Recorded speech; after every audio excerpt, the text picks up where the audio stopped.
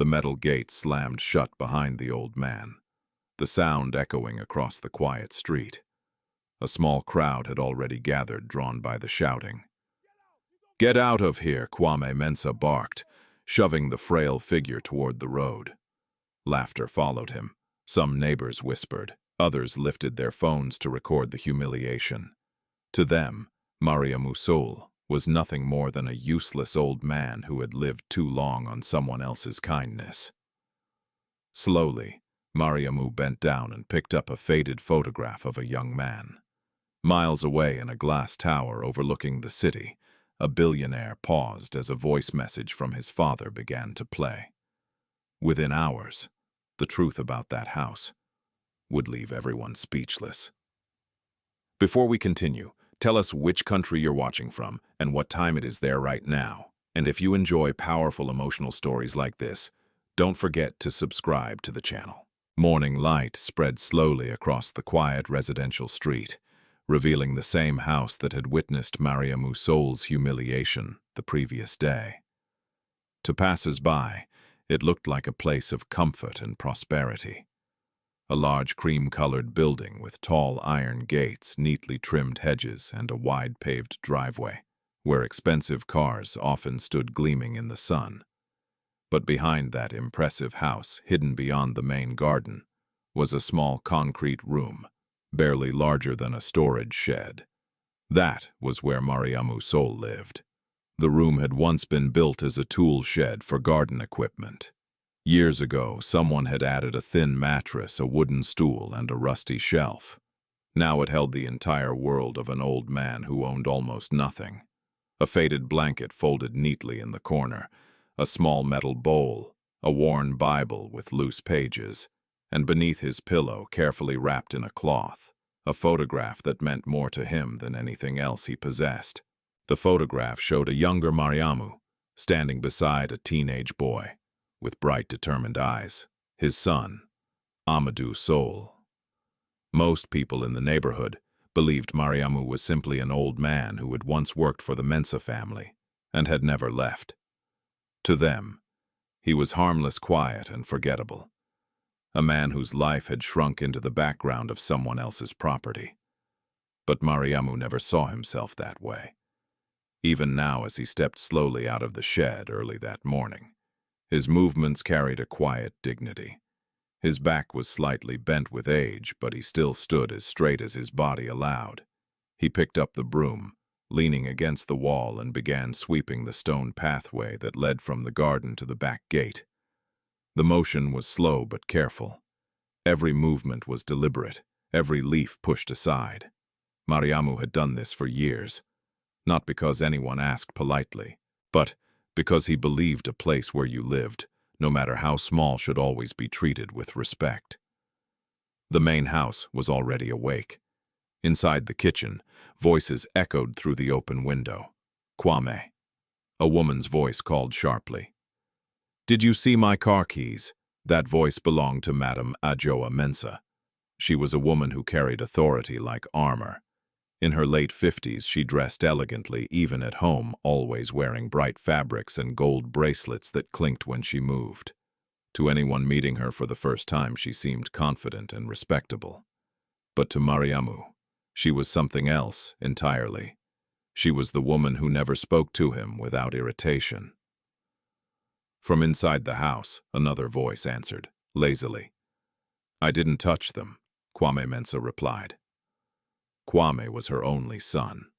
Tall, handsome, and always dressed in expensive clothes, he carried himself like a man of importance. Despite never holding a stable job for more than a few months, money appeared in his life through his mother, through friends, through loans that were rarely repaid. But responsibility never seemed to follow him. Mariamou continued sweeping quietly as the kitchen door suddenly opened. Kwame stepped outside, stretching his arms as if the morning itself belonged to him. His eyes fell on the old man immediately.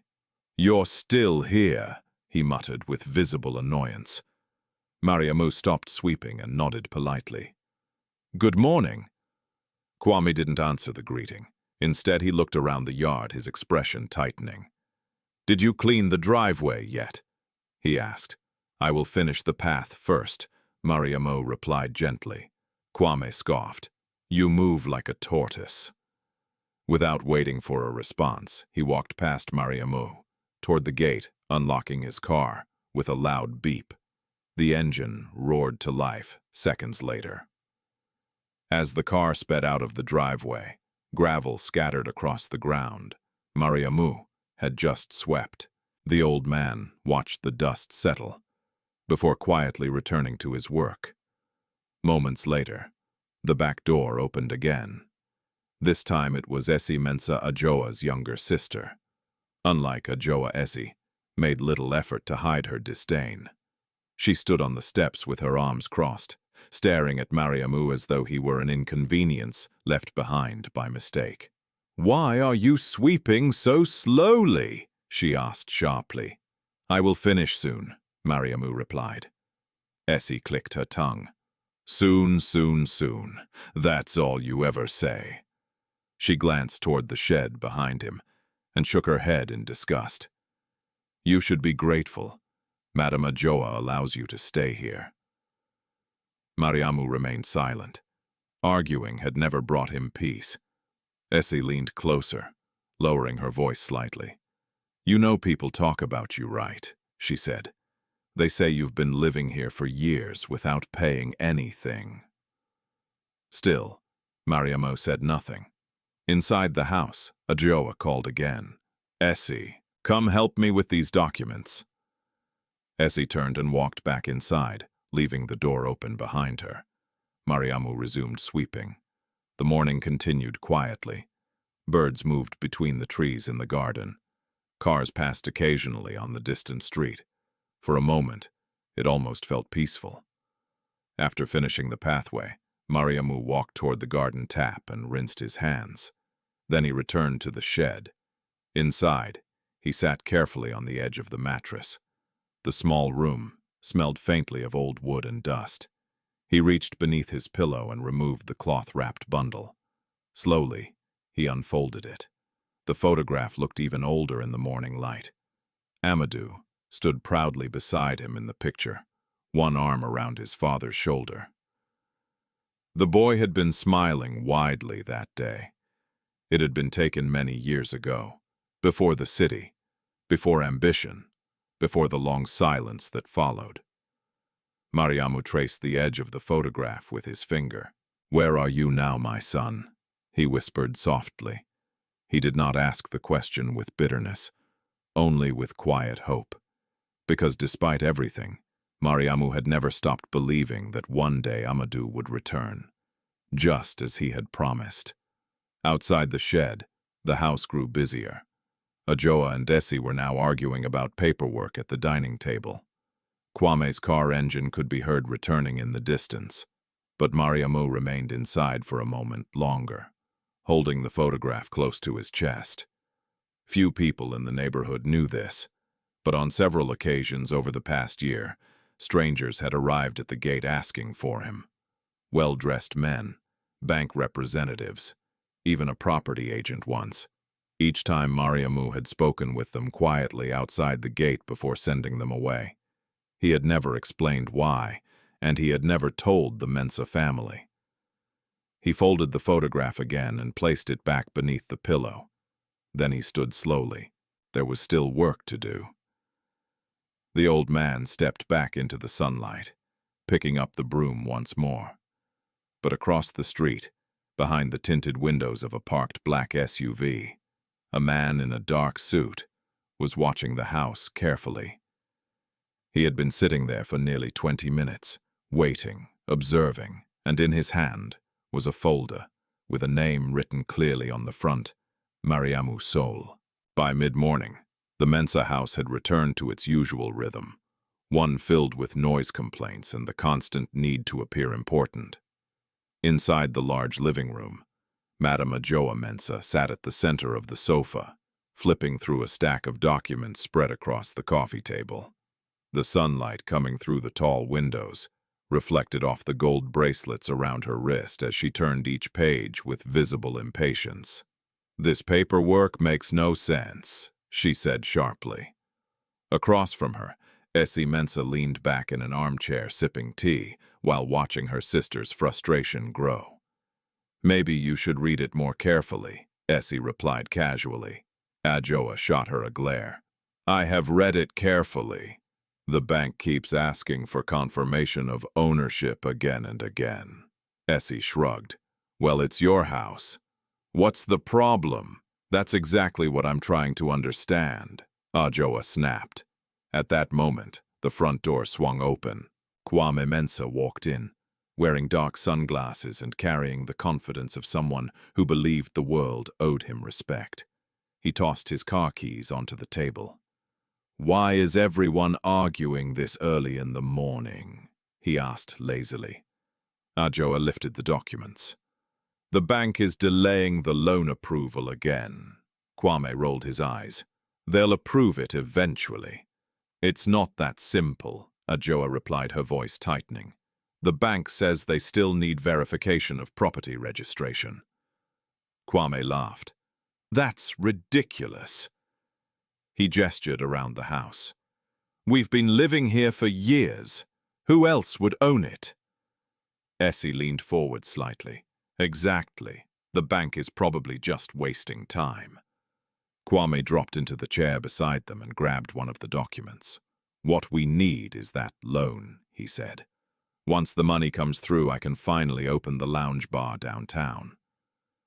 Adjoa looked uneasy.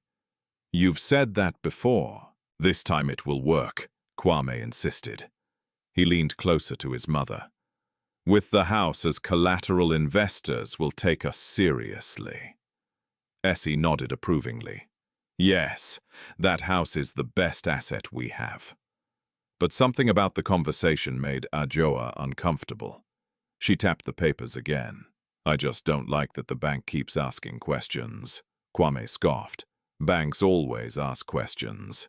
Then he waved his hand dismissively. "Anyway, once the loan is approved, we can renovate the backyard too." Essie frowned. "The backyard?" Kwame smirked. "Yes." He pointed through the window toward the garden. "That old shed area is wasting space." Essie immediately understood what he meant. Her lips curved into a thin smile.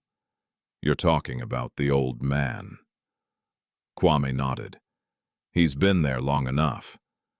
Adjoa hesitated. "Well, he's old." Essie leaned toward her sister. "Adjoa, you can't keep letting that man stay there forever. He doesn't bother anyone." Adjoa replied. "Maybe not," Essie said, "but people talk." She lowered her voice slightly. "They say you're letting a beggar live behind your house." Kwame laughed. "A beggar with a broom," Essie continued. "If you want the bank and investors to respect you, the property has to look clean and professional." Adjoa sighed. She hated when Essie spoke about reputation, but deep down she knew it mattered. Meanwhile, outside, Mariamou Soule was kneeling near the garden fence, repairing a loose wooden panel. His hands moved carefully, despite the stiffness in his fingers. Years of manual labor had left his skin rough and scarred, but the old man still took pride in fixing things properly, even when no one thanked him. The sound of laughter drifted from the house. Mariamu could not hear the exact words, but the tone was familiar. He kept working quietly. Moments later, the back door burst open again. Kwame stepped out, phone in hand. He paced across the yard while speaking loudly. "Yes, yes," he said into the phone. "The loan is almost approved." He glanced at the house with confidence. "This place will be worth double once the business starts." Then his eyes fell on Mariamu, kneeling beside the fence. Kwame paused. The old man looked smaller from where he stood, almost fragile. Kwame ended the call and walked toward him. "What are you doing?" he asked sharply. Mariamu looked up calmly. The fence was loose. Kwame frowned. "Who asked you to fix it?" "It could fall," Mariamu replied. Kwame shook his head. "You worry about things that don't matter." Mariamu returned to tightening the nail. Kwame watched for a moment before speaking again. You know something. The old man stopped and looked up. You've been here a very long time. Yes, Mariamu answered simply. Kwame crossed his arms. My mother has been too generous with you. Mariamu said nothing. Kwame continued. Most people your age would have left already. Still, the old man remained silent. Kwame leaned closer. Tell me something, he said with a mocking smile. Where exactly would you go if we asked you to leave? For a brief moment, Mariamu looked toward the small shed behind him. Then he turned back to Kwame. I would find somewhere, he replied quietly. Kwame chuckled. I doubt that. The back door opened again. Essie stepped outside. What's happening? She asked. Kwame gestured toward Mariamu. I was just asking our loyal caretaker a question. Essie looked at the old man with clear irritation. Why are you still fixing that fence? She demanded. It will take a moment, Mariamu said gently. Essie shook her head. You waste too much time. Then she turned to Kwame. This is exactly what I was telling your mother.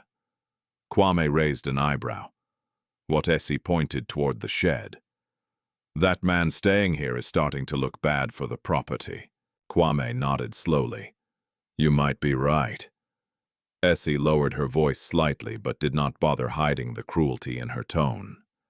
People think he belongs to the house. Kwame smirked. Well, he doesn't. Essie looked directly at Mariamu. You should remember something, old man. Mariamu lifted his eyes calmly. This house belongs to the Mensah family. Her words hung in the air like a declaration. Mariamu said nothing. He simply picked up the hammer again and finished securing the nail. Then he stood slowly. For a brief second his eyes rested on the large house, the tall windows, the shining roof, the driveway where expensive cars came and went. And then he looked back at Essie. His voice remained soft. I understand. Essie turned away dismissively. Kwame laughed under his breath. The two of them walked back toward the house, leaving the old man standing beside the fence. Across the street inside the black SUV, the man in the dark suit continued watching everything carefully. He lowered the binoculars slightly. Next to him in the passenger seat, another man flipped open the folder again. Sir, he said quietly, the reports are correct. The man in the suit did not take his eyes off the house. And the family living there, he asked. They believe the property belongs to them. A slow silence followed. Then the man in the suit spoke again. Keep watching. His voice was calm, but something about it carried authority, because the name written on the first page of the folder was still clearly visible. Property trust owner, Amadu Soule. Long before the tall house, the iron gate, and the quiet shed behind it, Mariamou Soule had lived a very different life. Years earlier, in a small town, far from the crowded city streets, Mariamu had been known as one of the hardest working men in the neighborhood. His hands were always stained with grease, his clothes often smelling of metal and oil because he worked as a mechanic in a tiny roadside repair shop. The shop was nothing more than a tin roof held up by wooden poles, but for Mariamu it was enough. Every morning before sunrise, he would open the rusted toolbox and begin fixing whatever broken engines people brought to him. Motorcycles, generators, sometimes even tractors. He never became rich from the work, but he earned just enough to survive. More importantly, he earned respect. People trusted Mariamu because he never cheated anyone. If a repair required only a small adjustment, he would charge very little. If someone could not afford the repair at all, he sometimes fixed it anyway. But the most important part of his life was never the shop. It was his family. His wife Halima had a quiet strength that balanced Mariamu's gentle nature. She managed their small home and raised their only child with patience and warmth. Their son, Amadu, was the center of their world. From the moment Amadu began school, It became clear that he was different from other children. While many boys preferred playing football after class, Amadu spent hours reading old books he borrowed from teachers. He asked questions constantly. Questions about machines, questions about business, questions about the wider world beyond their town.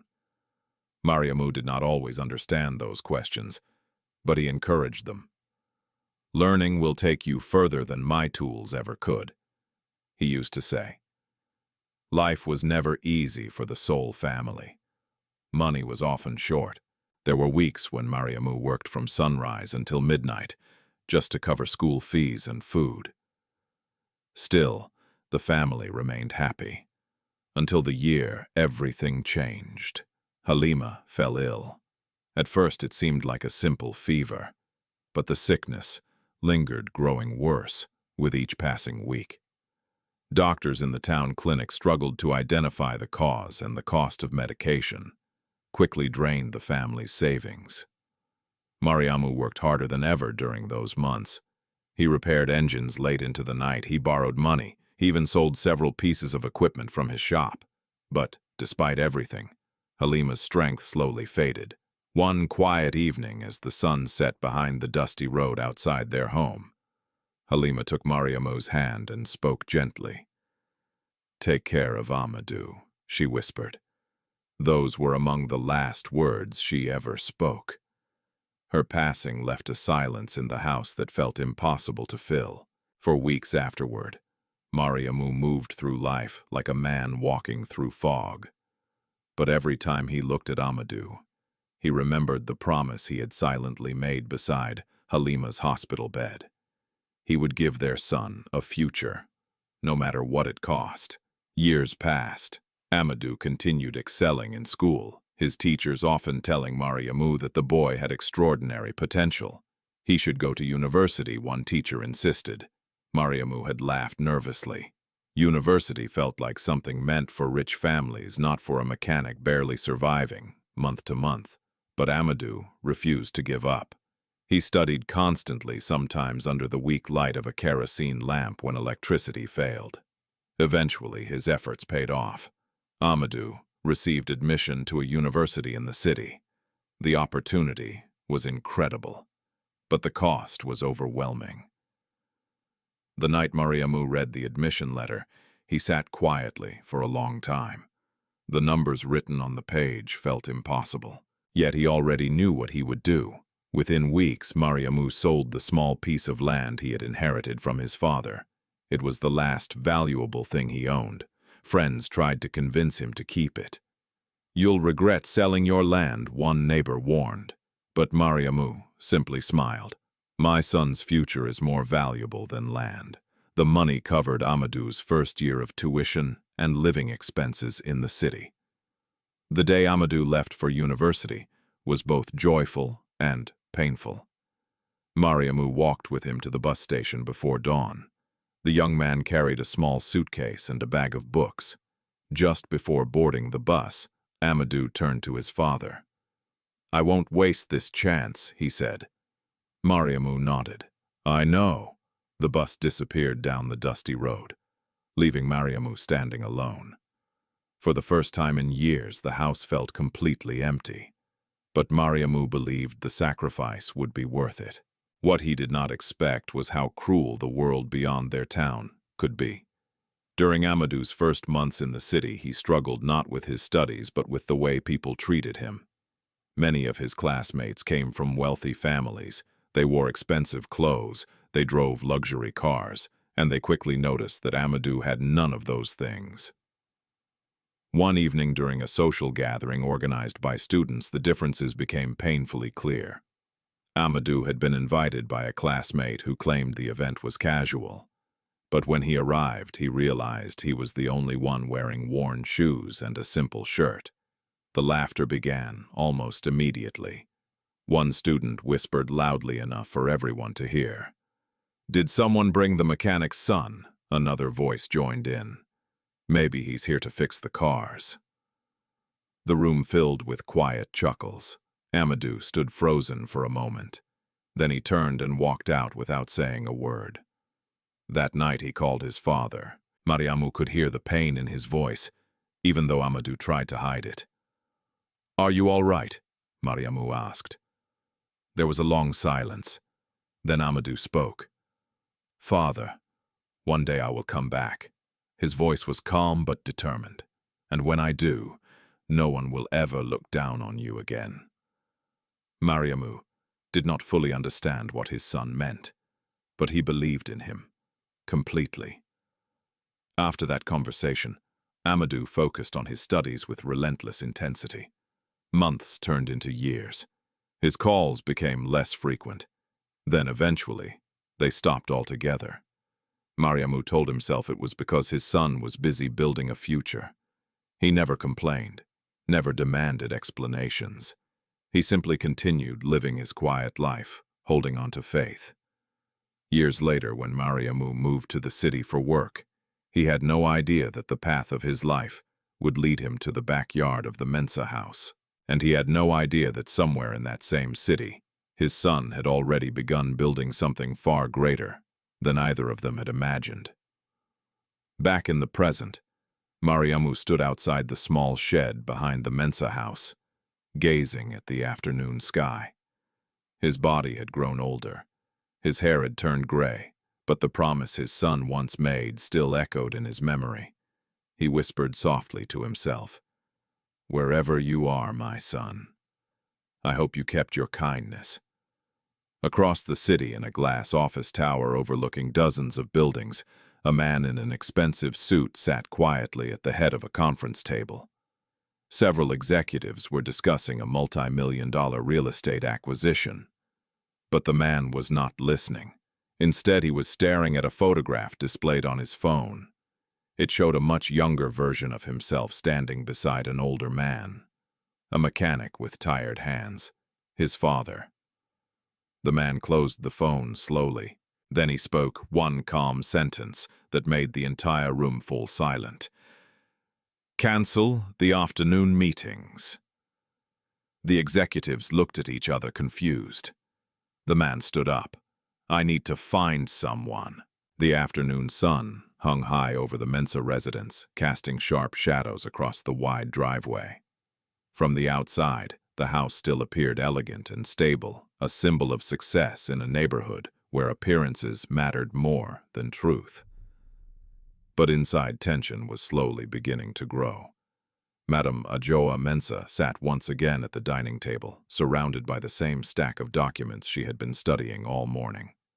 Her glasses rested low on her nose as she scanned each page with increasing frustration.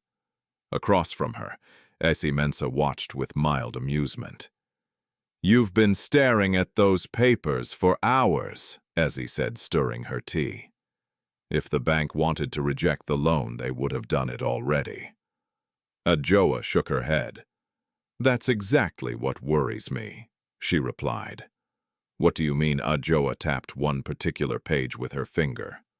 "The bank says the property registration needs confirmation from the original ownership records." Essie frowned. "That's ridiculous. We've lived here nearly 10 years. "Yes," Ajoa said slowly, "but look at this." She slid the paper across the table. Essie leaned forward. On the document was a line that neither of them had noticed before. "Owner verification pending under Property Trust Authority." Essie blinked. "What does that even mean?" Ajoa exhaled sharply. "That's what I've been trying to figure out." Before either woman could continue the conversation, the front door slammed open. Kwame Mensah walked in, holding his phone with an excited grin on his face. "You won't believe what just happened," he announced. Essie rolled her eyes. "What now?" Kwame dropped into the chair beside them. "I just met with Kofi from the investment group." Ajoa looked up. "And they're interested in the lounge project," Kwame said proudly. Essie's expression brightened. "See, I told you investors would listen." Kwame leaned back confidently. "But they want proof that the house can be used as collateral." Ajoa hesitated. "The bank still hasn't confirmed the property documents." Kwame waved his hand dismissively. "Banks are slow. That's normal." Ezzy nodded. He's right. But Adjoa remained uneasy. There's something strange about this paperwork, she said. Kwame stood up and glanced out the window toward the backyard. Strange or not, he replied, we're not letting a technicality ruin this opportunity. His eyes fell on the small shed in the far corner of the garden, and his expression hardened. You know what else makes the property look bad, he added. Essie followed his gaze. The old shed stood quietly behind the mango tree. Ah, she said slowly. The old man. Kwame nodded. Yes. Adjoa frowned slightly. He doesn't bother anyone. But he makes the place look poor, Essie replied quickly. Kwame crossed his arms. Investors don't want to see an old beggar living behind the house. Adjoa sighed. He worked here once. Years ago, Essie said, and now he just stays. Kwame turned toward his mother. If we're going to present this house as a serious investment property, the backyard needs to look professional. Adjoa remained silent. Essie leaned forward. Adjoa, listen to me, she said firmly. Reputation is everything in this neighborhood. Kwame nodded. Exactly. He pointed toward the backyard again. That shed and the old man inside it. They make us look small. Outside, Mariamou Soule was kneeling beside the garden tap washing his hands after finishing another small repair. He had spent the afternoon tightening loose boards along the fence and clearing dry leaves from the garden. The work had taken longer than usual. His back ached slightly, but he ignored it. Work had always helped him keep his mind calm. A soft breeze moved through the trees, carrying the faint sound of voices from inside the house. Mariamu did not pay attention. The conversations inside that house rarely brought anything good. Instead, he walked slowly toward the shed and sat down on the small wooden stool beside the door. From there, he could see the back wall of the main house. The tall windows reflected the bright sky like mirrors. For a moment, Mariamu allowed himself to rest. He reached into his pocket and removed the folded photograph of Amadu. The picture had grown worn from years of being handled. Still, the smile on the young man's face remained clear. You must be busy somewhere, Mariamu murmured softly.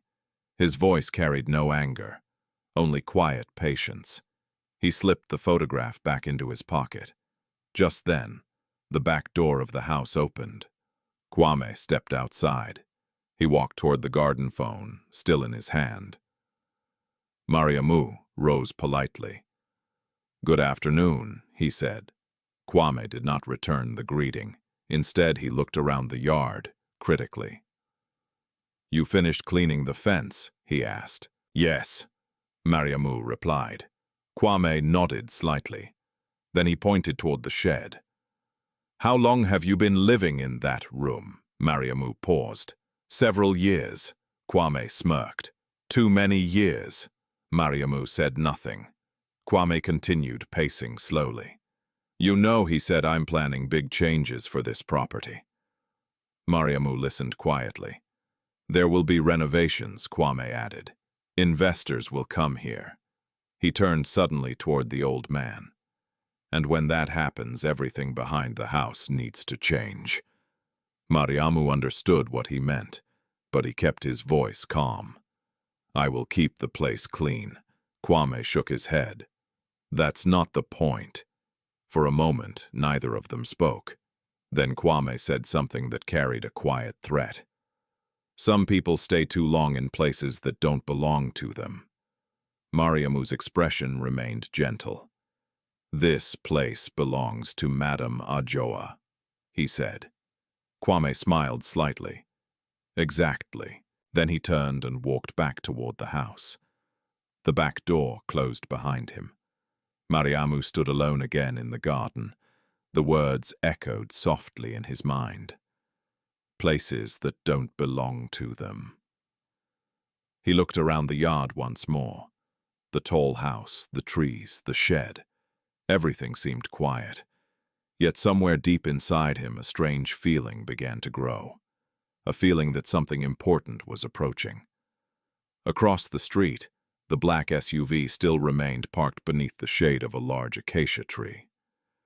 Inside the vehicle, the man in the dark suit studied the property through tinted windows.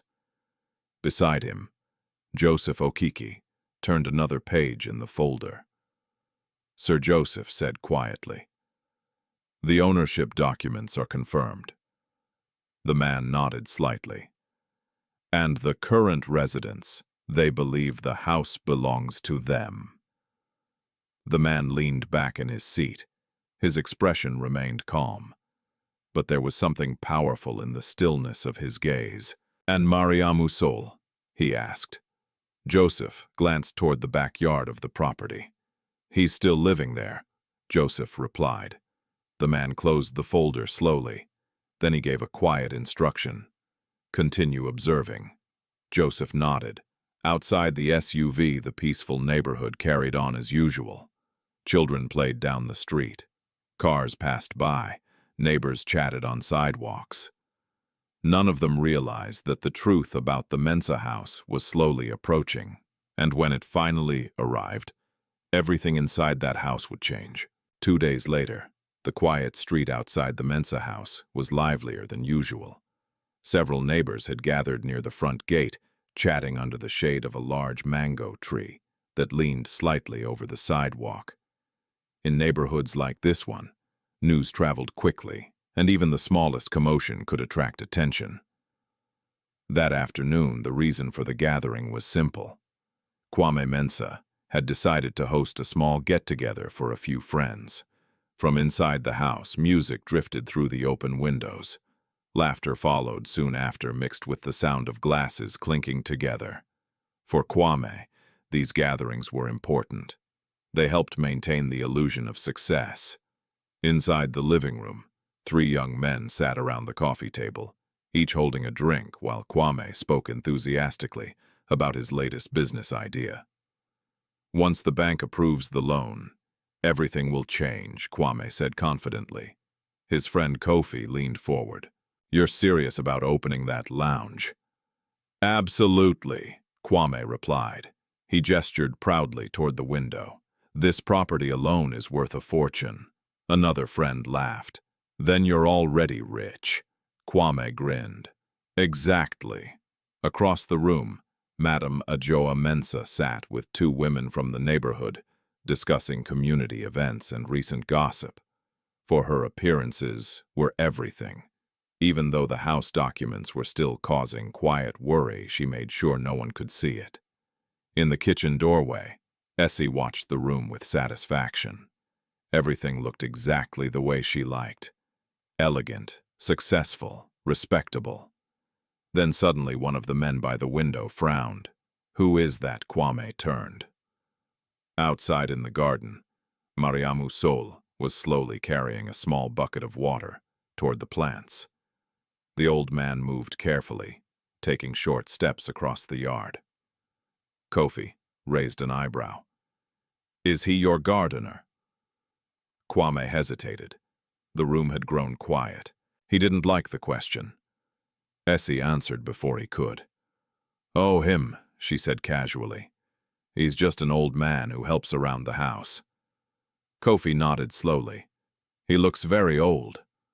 Kwame forced a laugh. "Yes, well, he's been around forever." Another friend glanced outside again.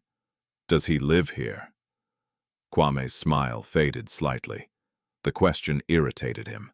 "Something like that," he muttered. Essie stepped forward quickly. "He stays in the back shed," she explained, out of kindness. Her tone suggested they had done something generous. But Kofi's curiosity had already been awakened. "You mean he actually lives on the property?" Kwame shrugged. "For now." Then he waved his hand dismissively. "That situation will change soon." The conversation continued, but the atmosphere had shifted slightly. Outside, Mariamu finished watering the plants and set the empty bucket beside the tap. The afternoon sun was warm, and the quiet work had left him tired. Still, he felt a small sense of peace, tending the garden. Plants never judged, Plants never mocked, they simply grew. As Mariamu wiped his hands on a cloth, the back door suddenly opened. Loud footsteps approached. Kwame stepped into the yard, followed by two of his friends. "Hey," Kwame called sharply. Mariamu turned. "Yes," Kwame gestured toward the bucket.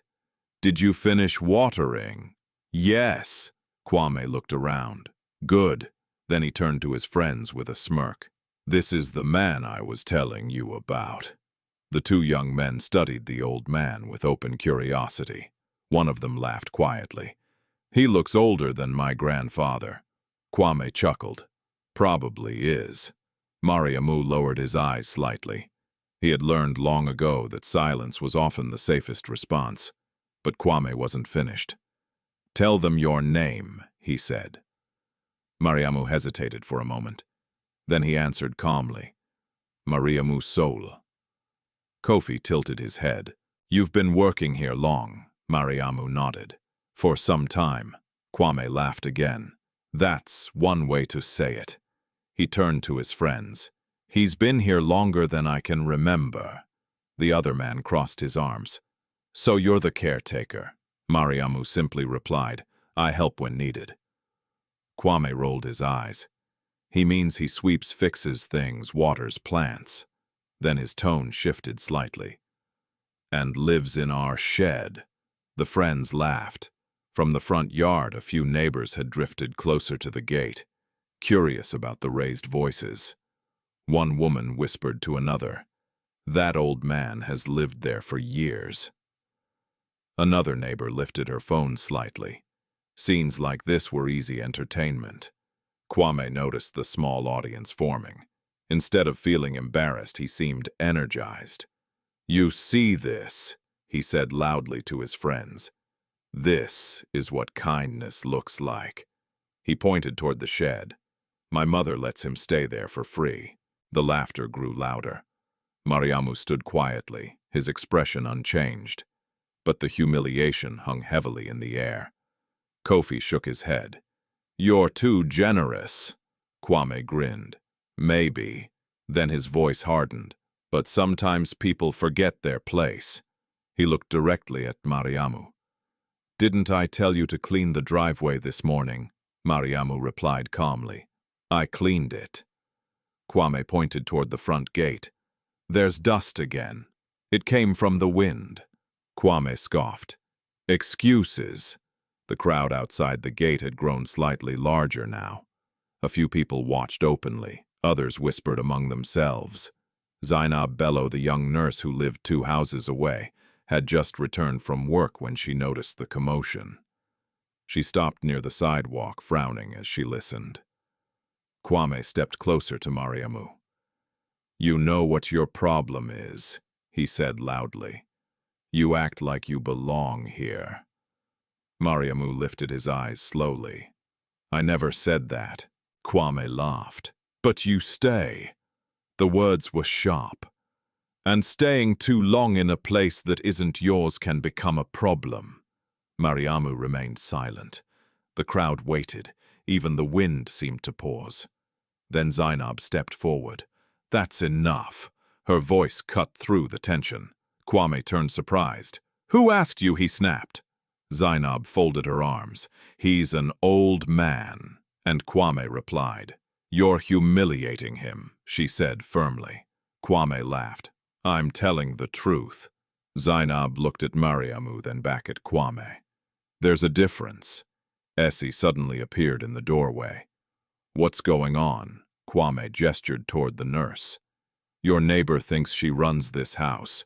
Essie glared at Zenab. "This is family business." Zenab didn't move. "Then keep it inside." For a moment, no one spoke. Finally, Kwame waved his hand, dismissively. "Forget it." He turned to his friends. "Come on." The 3 men walked back toward the house, still laughing. The crowd slowly began to disperse. Zenab remained where she stood. Mariamu picked up the empty bucket quietly. "You didn't have to do that," he said softly. Zenab shook her head. "Someone had to." She looked at him carefully. Are you all right? Mariamu gave a small nod. I'm used to it. But Zenab's expression didn't soften. No one should be used to that. Mariamu smiled faintly. Life teaches patience. Zenab studied him for a moment. There was something about the old man that puzzled her. His calmness, his dignity, his quiet intelligence. He did not behave like someone who had lived his whole life as a servant. Mr. Soule, she said gently. Have you always lived here? Mariamu paused. Then he answered carefully. No. Before she could ask more, he lifted the bucket again. I should finish the work. Zenab watched him walk slowly back toward the garden. Across the street inside the parked SUV, Joseph Okiki lowered the camera he had been using to record the scene. That was unpleasant, he muttered. The man in the dark suit beside him remained calm. His eyes were fixed on the old man in the yard. Did you see how they treated him? Joseph asked. Yes. The man's voice was quiet, but there was a dangerous stillness behind it. Joseph closed the camera bag. Sir, do you want us to intervene? The man shook his head slowly. Not yet. He continued watching the house. Let them continue. Joseph frowned. For how long? The man's gaze did not move. Until the truth arrives. That evening, the neighborhood slowly returned to its normal quiet rhythm. The music from Kwame's gathering had faded. The guests had gone home, and the once busy street outside the Mensah house now lay under the soft glow of street lights. Inside the house, Mariamou Mensah sat in the living room watching television while Essie folded laundry beside her.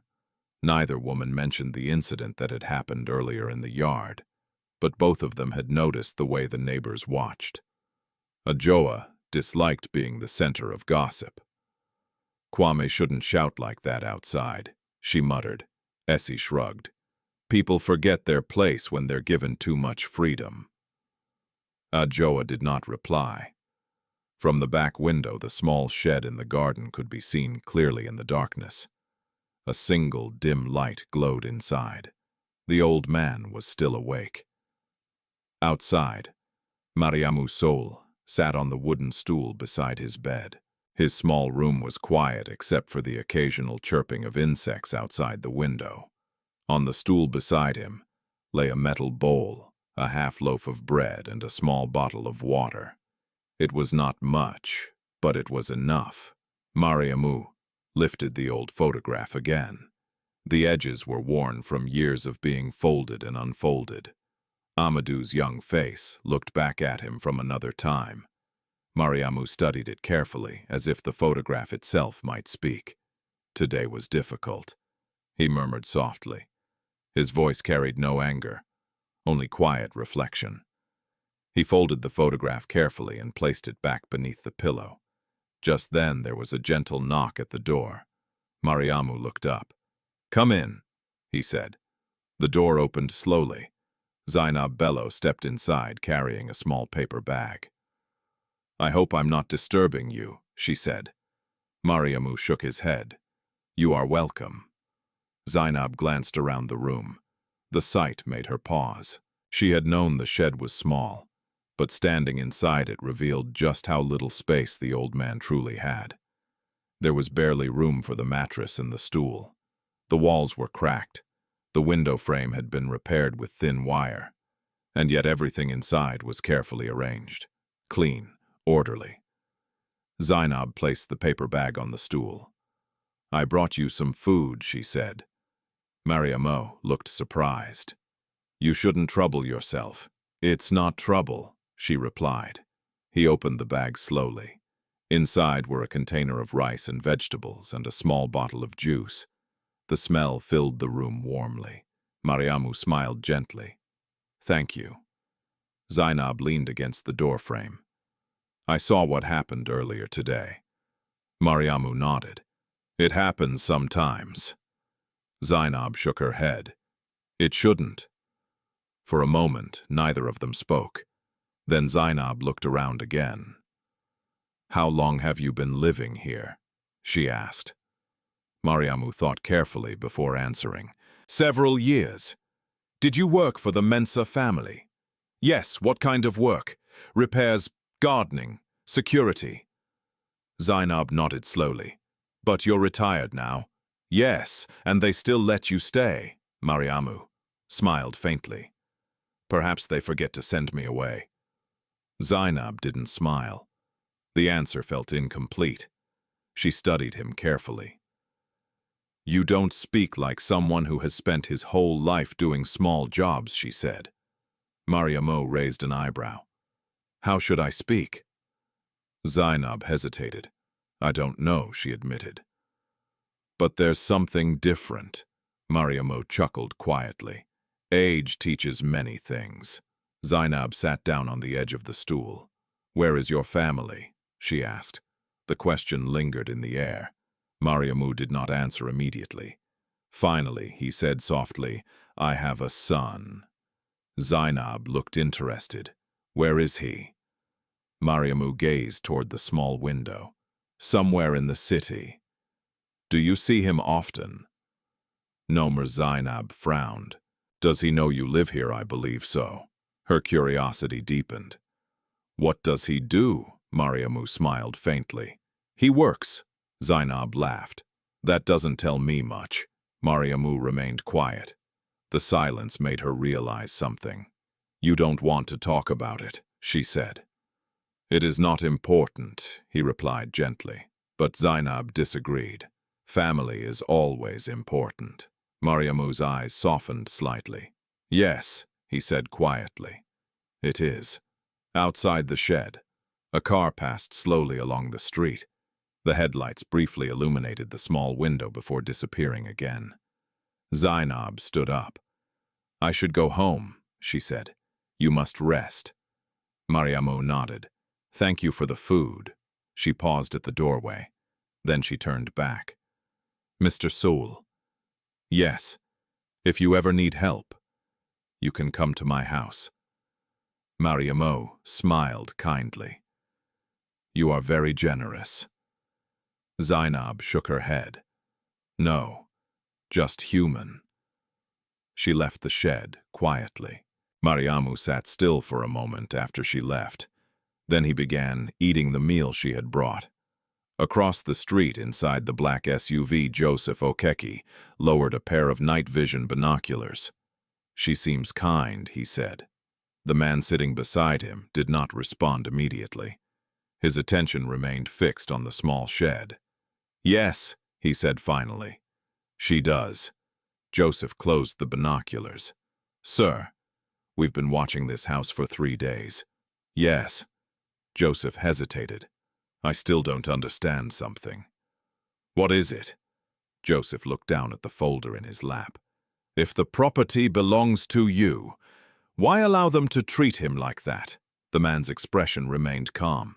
He asked me not to interfere. Joseph frowned. He knew this might happen. The man nodded slowly. My father believes people reveal their true character when they think no one is watching. Joseph glanced toward the house. Then the Mensah family has revealed quite a lot. Yes, the man replied quietly. Joseph opened the folder again. The property documents lay neatly inside. At the top of the page, the ownership registration was clearly printed. Soule Property Trust. Joseph exhaled. Do you plan to confront them soon? The man looked back toward the shed where Mariamu lived. A faint light still glowed through the small window. Soon, he said, but his voice carried a quiet weight. Because the man sitting in the SUV was not simply an observer. He was the one person whose arrival could change everything. And when that moment came, the truth about the Mensah house would no longer remain hidden. The following morning arrived quietly, as if the neighborhood had forgotten the tension from the day before. Sunlight spread slowly across the Mensah property, warming the tiled roof and lighting the tall palm trees that lined the driveway. From the outside, everything looked peaceful. Inside the house, however, the mood was restless. Madam Ajoa Mensah stood in the dining room again, staring at the same set of documents she had studied for nearly a week. The bank had called earlier that morning requesting yet another confirmation of the property's ownership. The request irritated her. "We have lived in this house for 10 years, she muttered under her breath. Across the table, Essie sipped her coffee. "Banks always complicate things," she said casually. Adjoa tapped the paper again. "They want confirmation from the trust authority." Essie frowned. "Trust authority?" "That's what the letter says." Essie shrugged. "It's probably some legal technicality." Just then Kwame walked into the room, wearing sunglasses and holding his phone. "Morning," he said lazily. Adjoa looked up. The bank called again. Kwame sighed dramatically. "Let me guess, more paperwork." "Yes." Kwame dropped into a chair. "I swear they make these things difficult on purpose." Adjoa slid the paper toward him. "They want confirmation from the original property trust." Kwame glanced at it briefly. "Then give it to them." "I don't have it," Adjoa replied sharply. Kwame looked up. "What do you mean you don't have it? The previous property manager handled the purchase years ago," she said. "The trust documents were never fully transferred." Kwame leaned back in his chair. "Well, find them." "It's not that simple," Adjoa said. Essie waved her hand dismissively. "You're worrying too much." Then she added quietly, "What matters is how the property looks when the investors visit." Kwame nodded. "That's right." He stood up and walked toward the window overlooking the backyard. His eyes immediately landed on the small shed. Mariamou Soule was sitting on the wooden stool outside, slowly repairing a cracked piece of garden equipment. Kwame frowned. "There it is again." Essie followed his gaze. "The shed." Kwame nodded. "And the old man." Adjoa sighed. "You two keep talking about him like he's a problem." Essie turned toward her. "He is a problem." Kwame crossed his arms. "Investors won't take us seriously if they see that." Adjoa looked uneasy, but remained silent. Outside, Mariamu worked carefully with a small screwdriver, tightening the loose screws on the metal tool. His hands moved slowly, but with practiced skill. Years of repairing machines had taught him patience. Every now and then he paused to stretch his stiff fingers. The morning breeze carried the distant sounds of traffic from the main road. For a moment, the garden felt peaceful. Just as Mariamu finished the repair, he stood up and carried the tool back toward the shed. As he stepped inside, a sudden wave of dizziness passed through him. He placed one hand against the wall for support. The room felt warmer than usual. Perhaps he had worked too long in the sun. He sat down on the mattress and closed his eyes briefly. Minutes passed. When he opened his eyes again, the dizziness had not completely faded. He reached beneath the pillow and pulled out the folded photograph of Amadu. Looking at it always brought him comfort. "My son," he whispered softly. The door creaked open. Zenab Bello stepped inside.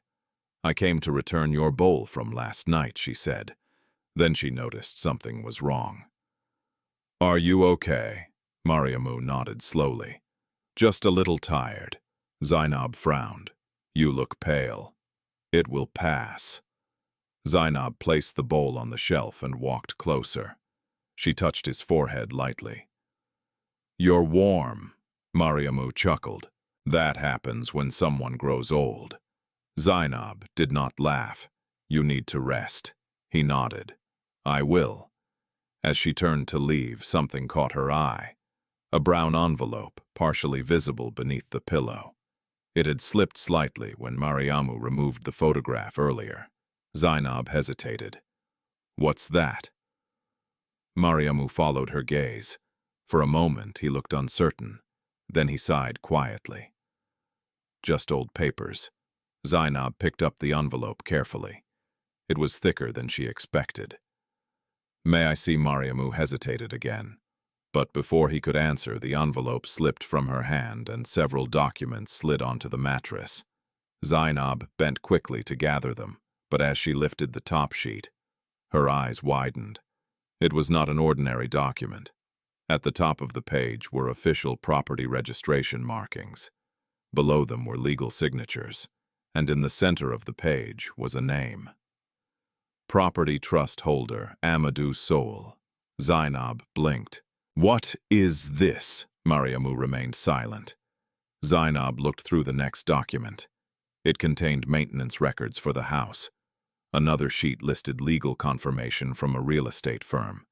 Every document carried the same name, Mariamou Soule. Her heart began to beat faster. She looked up at the old man sitting quietly on the mattress. "Mr. Soule, this house." Her voice trailed off. Mariamu lowered his eyes. "It belongs to my son," he said softly. Zenab stared at him in disbelief. "The Mensah house." He nodded. "Yes." She shook her head slowly. "But they think it's theirs. They were allowed to live here. For how long? Several years." Zenab felt her mind spinning. "And they treat you like that?" Mariamu's expression remained calm. "They believe I am only a worker." "Why don't you tell them the truth?" she asked. Mariamu looked toward the small window. "The truth arrives when it is ready." Zenab exhaled slowly.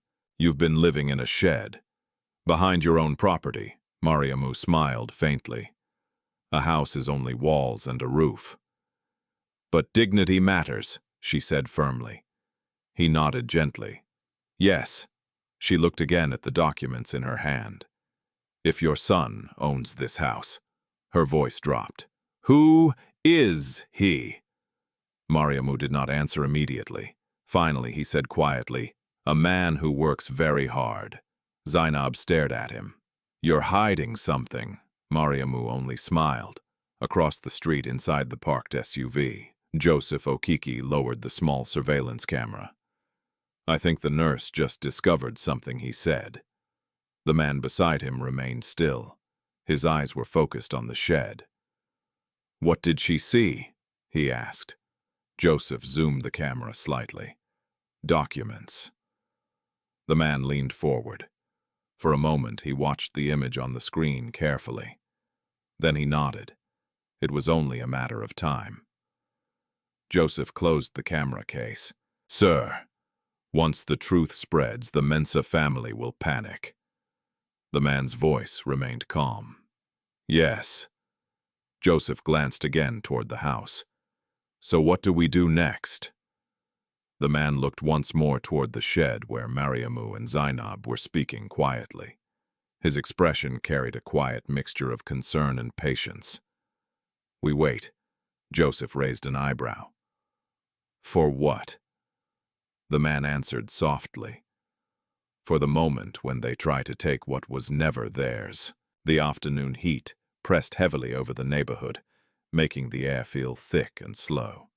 Inside the Mensah house, however, the atmosphere was far from calm. Madame Ajoa Mensah paced across the living room, holding her phone tightly as she finished a tense conversation with the bank. "They still want confirmation from the trust office," she said angrily as she ended the call. Essie Mensah looked up from the sofa. "Again." "Yes," Ajoa replied. "They said without final confirmation they cannot approve the loan." Kwame, who had been scrolling through messages on his phone, groaned loudly. "This is ridiculous." Ajoa dropped the phone on the table. "The bank said the trust ownership must be verified by the registered authority." Essie frowned. "Who even set up that trust?" Ajoa hesitated. "The previous property manager handled the purchase years ago." Kwame leaned forward. "So call him." "I already tried," Ajoa replied. "He moved overseas." Kwame shook his head in irritation. "This paperwork nonsense is slowing everything down." Essie crossed her arms thoughtfully. "Then maybe the solution is simple." Both Ajoa and Kwame looked at her. "What solution?" Ajoa asked. Essie pointed toward the backyard. "The old man." Kwame raised an eyebrow. "What about him?" Essie leaned closer. "He's the only person who has been here since before we moved in." Adjoa nodded slowly. That's true, Ezzy continued. He might know where the original documents are. Kwame smirked. Or he might be the reason they're missing. Adjoa frowned. That doesn't make sense. Kwame shrugged. Maybe he took them. Essie's eyes narrowed slightly. Or maybe he knows more than he's telling. Adjoa sighed. Either way, we should ask him. Kwame stood up immediately. Good idea. He walked toward the back door. Let's see what the old man knows. Outside, Mariamou Soule sat quietly on the wooden stool beside his shed. The conversation with Zenab earlier had left him thoughtful. He had not intended for anyone to discover the documents. But perhaps it no longer mattered. The truth had a way of revealing itself when the time was right. From the garden path, footsteps approached. Mariamu looked up. Kwame was walking toward him with Essie close behind. Their expressions were not friendly. Old man Kwame called. Mariamu rose slowly. Yes. Kwame stopped a few steps away. We need to ask you something. Mariamu waited patiently. Essie spoke first. You've been here longer than we have, correct? Yes. Then you must know something about the ownership of this property. Mariamu remained calm. I know what everyone here knows. Kwame scoffed. Don't play games. He stepped closer. The bank says the house is connected to a trust. Mariamu did not react. Essie watched him carefully. Have you ever seen documents related to this house? She asked. No, Mariamu replied quietly. Kwame narrowed his eyes. You're lying. Mariamu looked at him calmly. I have no reason to lie. Kwame stepped closer, his voice rising. You live here for free. That's a reason. The tension in the air grew heavier. From across the street, Joseph Okiki adjusted the lens of his camera inside the SUV. They're confronting him, he said. The man beside him remained silent. Joseph continued watching. Back in the garden, Essie folded her arms. If you know anything about the ownership of this house, you should speak now, she said sharply. Mariamu's voice stayed gentle. I know only that Madame Adjoa allowed me to stay. Kwame laughed. Allowed you? He pointed toward the shed. You should be grateful. Mariamu nodded slightly. I am. But Kwame's patience was fading. You know what I think he said. I think you're hiding something. Essie tilted her head. That's possible. Kwame suddenly stepped forward and grabbed the door of the shed, pulling it open. What are you doing? Mariamu asked calmly. I'm checking, Kwame replied. He stepped inside the small room. Essie followed. The cramped space made them wrinkle their noses in discomfort. Look at this place, Essie muttered. Kwame glanced around quickly. The mattress, the stool, the small shelf, nothing valuable. Then his eyes fell on the pillow. What's under there? He asked. Mariamu spoke quietly. Personal things. Kwame lifted the pillow anyway. The brown envelope was gone, because Zenab had returned it earlier to Mariamu's pocket. Kwame frowned. Nothing. Essie looked irritated. You see, he's hiding things somewhere else. Kwame turned back toward Mariamu. If I find out you're involved in the missing property documents, you're finished here. Mariamu's voice remained calm. I have nothing to do with your paperwork. Kwame stared at him for several seconds. Then he stepped out of the shed. Essie followed, shaking her head. This is useless, she said. Kwame pointed toward the garden gate. Just remember something. Mariamu looked at him. You are here because my mother allows it. He paused. And that can change. The words lingered like a threat. Then Kwame and Essie walked back toward the house. Inside the SUV across the street, Joseph lowered the camera. That was unpleasant, he muttered. The man beside him finally spoke. Yes. Joseph turned toward him. Do you want us to intervene now? The man's expression remained calm. No. Joseph frowned. But they're getting more aggressive. Yes. The man looked again toward the shed, and they are revealing exactly who they are. Joseph glanced down at the property documents in the folder. Sir, if they attempt to sell the property, they will fail. Joseph nodded slowly. Back in the garden, Mariamu sat down again on the wooden stool. The confrontation had not disturbed him as much as it might have years ago. Time had taught him patience. From the sidewalk, Zenab Bello approached quietly. She had seen Kwame and Essie leaving the shed earlier. "Are you all right?" she asked. Mariamu nodded. They asked questions about the house. "Yes." Zenab sighed. "They're becoming suspicious." Mariamu looked at the sky. That was inevitable. Zenab lowered her voice. "You should tell them the truth before things become worse." Mariamu shook his head gently. "The truth will arrive soon." "How soon?" she asked. Mariamu smiled faintly. "Soon enough." Across the city, inside the glass tower overlooking the skyline, a meeting room had fallen silent. Amadu Soule stood beside the window listening carefully to Joseph Okeke's report through a secure call. "They confronted him today," Joseph said. Amadu's expression hardened. "Did they touch him? No, but they threatened him." Amadu closed his eyes briefly. His voice was quiet when he spoke again. "Prepare the legal team." Joseph nodded. "And the property documents bring everything." Joseph hesitated. "Are you ready to reveal the truth?" Amadu looked out at the city skyline. For years he had built his empire quietly. For years he had kept his personal life hidden. But now the moment he had avoided for so long was approaching. "Yes," he said finally. "It's time." The sky was pale with early morning light when the tension inside the Mensah household finally reached its breaking point. For several days, the unresolved issue with the bank had grown heavier in Madame Ajoa Mensah's mind. Each phone call from the bank repeated the same request confirmation from the Property Trust Authority. Without it, the loan would never be approved. And without the loan, Kwame's investment deal would collapse. Inside the dining room, the three members of the Mensah family sat together in frustration. Kwame paced restlessly across the room. "This is getting ridiculous," he said. Ajoa rubbed her forehead. "The bank says if we cannot provide the documents within a week, the application will be cancelled." Essie crossed her arms. "Then we need to remove any complication connected to the property." Kwame stopped pacing. "You mean the old man?" Essie nodded. "Yes." Ajoa looked uneasy. "He has lived here quietly for years." "That's exactly the problem," Essie replied. She leaned forward.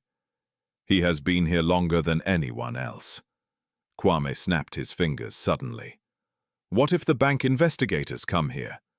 Ajoa looked alarmed. "What do you mean?" Kwame pointed toward the backyard. "If they see an old man living in our shed, they might start asking questions." Essie nodded firmly. "And the last thing we need is more questions." The room fell silent. Ajoa looked toward the window. Beyond the glass, the garden stretched peacefully beneath the morning sun. Near the mango tree, Mariamou Soule was sweeping the path slowly, just as he did every morning. He seemed unaware that his fate was being discussed inside the house. Finally, Ajoa spoke. "I don't want trouble." Kwame leaned forward. "Then we solve the problem." Essie's voice was cold. "Today." Outside, Mariamu continued sweeping quietly. The air was cool and the garden smelled faintly of wet soil from the night's dew. For a moment, everything felt calm. Then the back door slammed open. Mariamu looked up. Kwame was walking toward him with quick, angry steps. Essie followed behind him. Ajoa appeared in the doorway but did not come outside. Kwame stopped a few feet from the old man. "Enough," he said. Mariamu rested the broom against the wall. Yes, Kwame pointed toward the shed. You need to pack your things.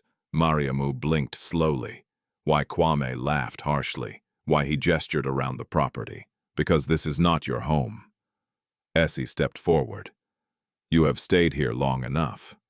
Mariamu's voice remained calm. Madame Adjoa allowed me to stay. Essie turned toward the doorway. Adjoa hesitated. For a brief moment, doubt flickered in her eyes. But then she spoke firmly. It's time for you to leave. The words hung heavily in the air. Mariamu lowered his gaze slightly. I see. Kwame walked past him and entered the shed. He began pulling items from inside. The thin blanket, the metal bowl, the small stool. He tossed them carelessly onto the ground. Kwame Adjoa called from the doorway, but he ignored her. Next, he grabbed the worn Bible and threw it onto the grass. Essie stood nearby watching without expression. Pack faster, she said coldly. Mariamu walked slowly toward the shed. Please, he said gently. My things, Kwame interrupted him. Your things. He laughed again. You barely own anything. Then he picked up the thin mattress and dragged it outside. Dust rose into the air as it hit the ground. A few neighbors had begun to gather near the gate again. The noise had attracted attention. Whispers spread quickly. What's happening? They're throwing the old man out. Some people watched silently. Others lifted their phones. Mariamu looked at the small pile of belongings on the ground. Everything he owned in the world. His blanket, his bowl, his Bible, and the photograph of Amadu, which had slipped from the mattress when Kwame dragged it outside. The picture landed face down in the dirt. Mariamu bent slowly and picked it up. He brushed the dust from the image with careful fingers. For a moment, the entire scene seemed to pause. Then Zenab Bello's voice came from the sidewalk. Stop! Everyone turned. Zenab pushed through the small crowd at the gate. What are you doing? She demanded. Kwame crossed his arms. This is none of your business. You're throwing him out, Zenab said. Yes, he has nowhere to go, Kwame shrugged. That's not our problem. Zenab looked toward Adjoa. You're really allowing this? Adjoa avoided her gaze. He cannot stay here forever. Zenab's voice sharpened. He has lived here for years. Essie stepped forward. And that was already too long. Kwame pointed toward the gate. He can leave now. Mariamu remained quiet. He gathered his belongings, slowly placing the blanket over his arm. Then he picked up the metal bowl. Finally, he folded the photograph carefully and placed it inside the Bible. Zenab looked at him helplessly. You can come to my house, she whispered. Mariamu shook his head gently. Thank you. He walked slowly toward the gate. The crowd parted to let him pass. Some people watched with sympathy. Others watched with curiosity. Kwame stood proudly near the doorway as if he had just solved a problem. The moment Mariamu stepped onto the sidewalk, the gate closed behind him with a loud metallic sound. The old man stood there quietly for a moment. Then he began walking down the street. Across the road inside the black SUV, Joseph Okiki lowered his binoculars. They've done it, he said quietly. Beside him, the man in the dark suit did not move. Describe it, he said. They threw his belongings into the yard. Joseph paused. Then they forced him to leave. Silence filled the vehicle. Finally, the man spoke again. Where is he now? He's walking down the street. Joseph hesitated. Sir, should we pick him up? For the first time, the man's voice carried emotion. Yes. Joseph started the engine. The SUV pulled slowly away from the curb and began moving down the street. Ahead of them, Mariamou Soule walked alone beneath the morning sun, carrying the few possessions he had left. He did not look back at the house, because deep in his heart, he knew something the Mensah family did not. The house behind him had never truly belonged to them. Mariamou Soule had not walked far when the black SUV slowed beside him. The vehicle moved quietly, almost respectfully, before coming to a gentle stop at the edge of the road. Its dark windows reflected the bright morning sun, making it difficult to see who was inside. Mariamu paused. For a moment he simply stood there with the blanket folded over his arm and the Bible held carefully in his hand. Then the rear door opened.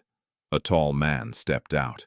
He was dressed in a simple dark suit, though the quality of the fabric was unmistakably expensive. His posture was straight, his movements calm and deliberate. Behind him, Joseph Okiki exited from the front passenger seat. Sir Joseph said quietly, but the man did not respond.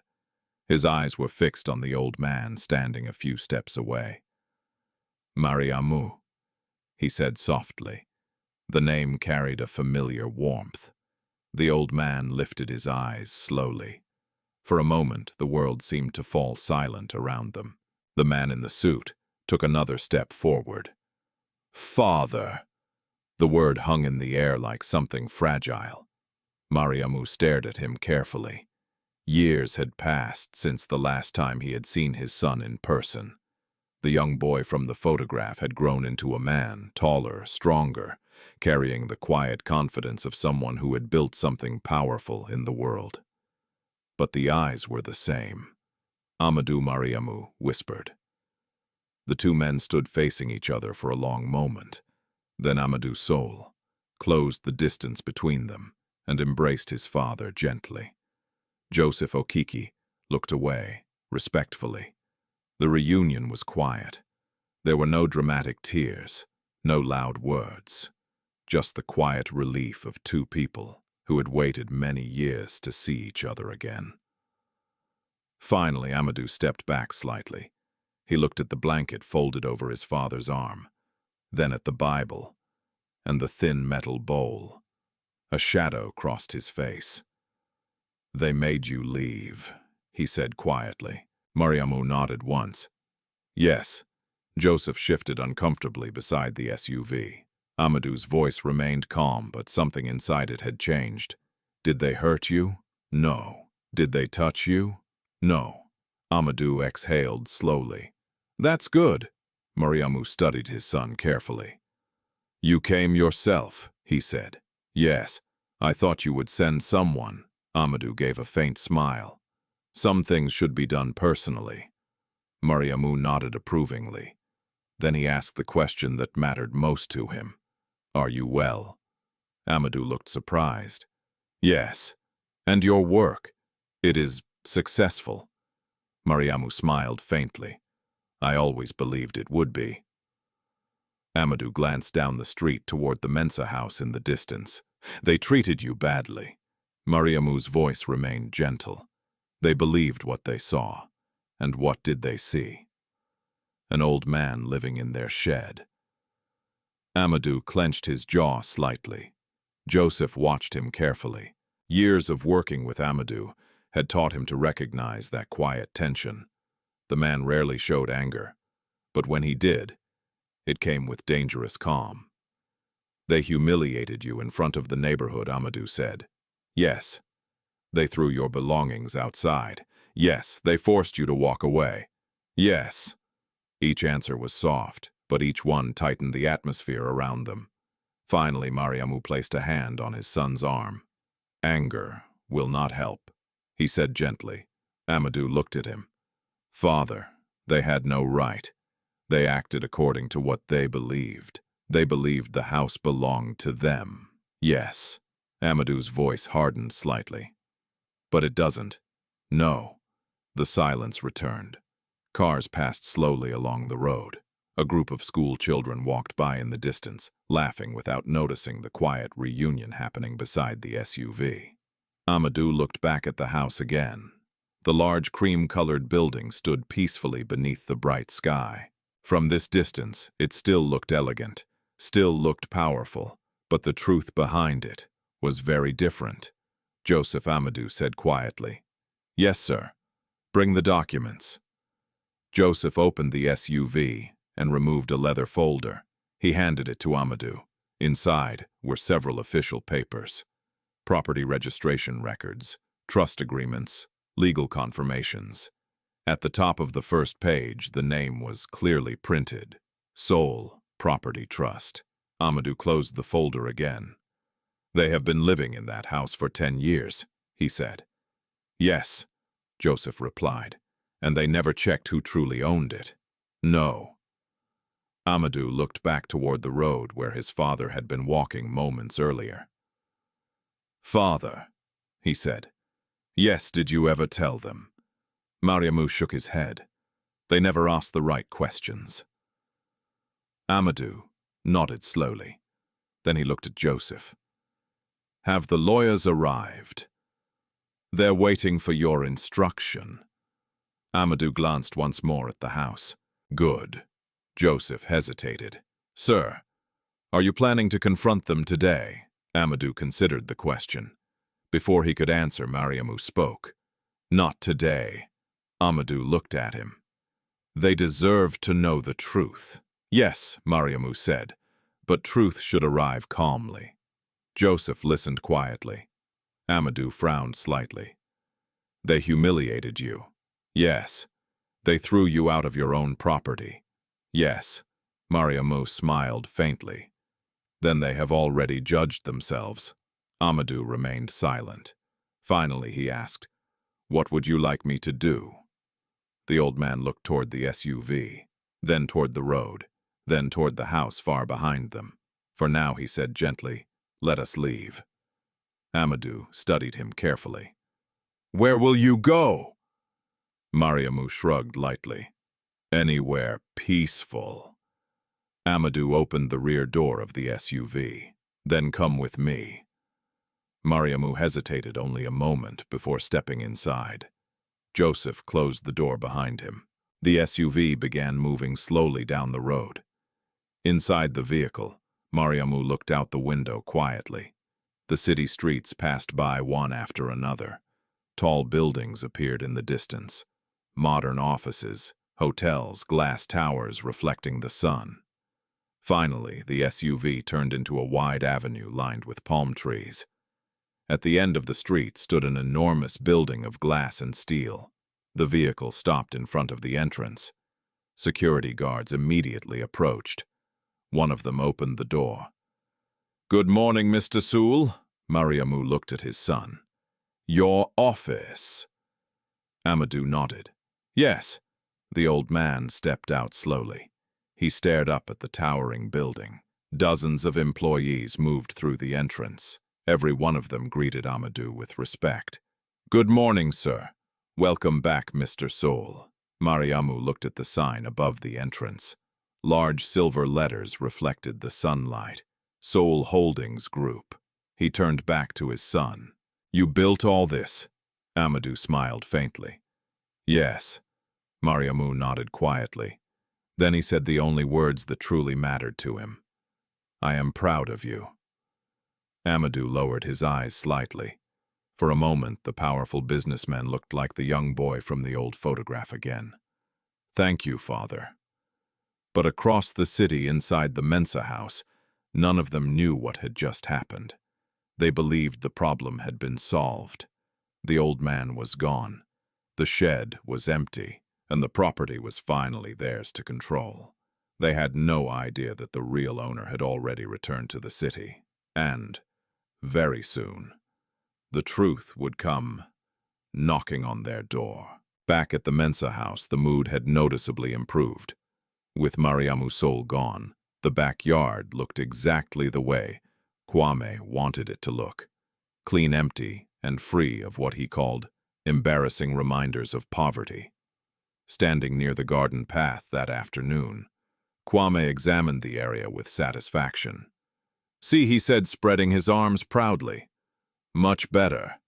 Essie stood beside him, nodding approvingly. The property looks more professional already. Behind them, Madame Ajoa Mensah watched quietly from the back door. She did not feel the same excitement. Something about the way Mariamu had left the property slow silent, carrying only a blanket and a small Bible, had stayed in her mind longer than she expected. You didn't have to throw his things like that, she said. Kwame shrugged. He was leaving anyway. Essie waved her hand dismissively. Don't start feeling guilty now. Adjoa frowned slightly. I'm not guilty. Then stop worrying, Essie replied. Kwame checked his phone. The investors will visit tomorrow, he said. Good, Essie replied. Everything must look perfect. Inside the house, preparations had already begun.